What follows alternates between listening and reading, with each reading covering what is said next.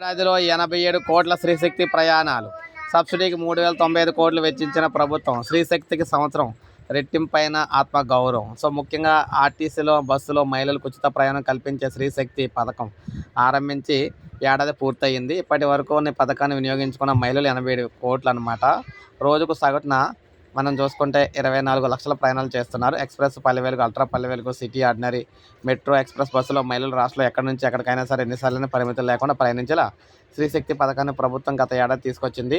So ఇందులో మొత్తంగా చూసుకున్నట్లయితే మహిళలు బస్సులో ఉచితంగా ప్రయాణించిన సమయంలో ఆర్టీసీ కండక్టర్ల వారికి 0 ఫేర్ టికెట్ ఇస్తారు. ఈ టికెట్ ఛార్జీని ప్రభుత్వం సబ్సిడీ రూపంలో ఆర్టీసీ చెల్లిస్తుంది.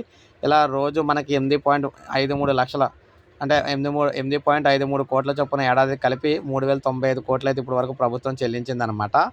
ఇందులో భాగంగా చూసుకున్నట్లయితే ముఖ్యంగా చూసుకుంటే కళాశాలకు వెళ్ళే విద్యార్థులు, చిరు వ్యాపారుల కోసం ప్రయాణించే మహిళలు, దైవ దర్శనాలకు వెళ్ళే వారికి ఈ పథకం ఎక్కువగా ఉపయోగపడుతుంది. పొరుగునున్న తెలంగాణ, కర్ణాటక రాష్ట్రాలు ఇటువంటి పథకం అమలు చేస్తున్నప్పటికీ అక్కడ 4 రకాల బస్సులోనే ప్రయాణించే అవకాశం ఉంది. ఏపీలో మాత్రం 5 రకాల బస్సులు ఉచిత ప్రయాణానికి అవకాశం కల్పించారు. ఎక్కువ మంది ప్రయోజనం పొందుతున్నారు. ఈ పథకం ప్రవేశపెట్టిన ఏడాదైన సందర్భంగా శ్రీశక్తి సంవత్సరం రెట్టింపైన గౌరవం పేరుతో రాష్ట్ర వ్యాప్తంగా కార్యక్రమాలు అయితే చేపడుతూ ఉన్నారన్నమాట. సో మహిళలందరూ కూడా ఎంతో గర్వపడాల్సిన విషయం అని చెప్పేసి చెప్తున్నారు. ఈ ఉచిత పథకం ఏదైతే ఉందో ఇది మరింత ఇంకా బాగా అయితే ఇంప్లిమెంట్ చేస్తా అని చెప్పేసి చెప్తున్నారన్నమాట ఈ ఏడాది.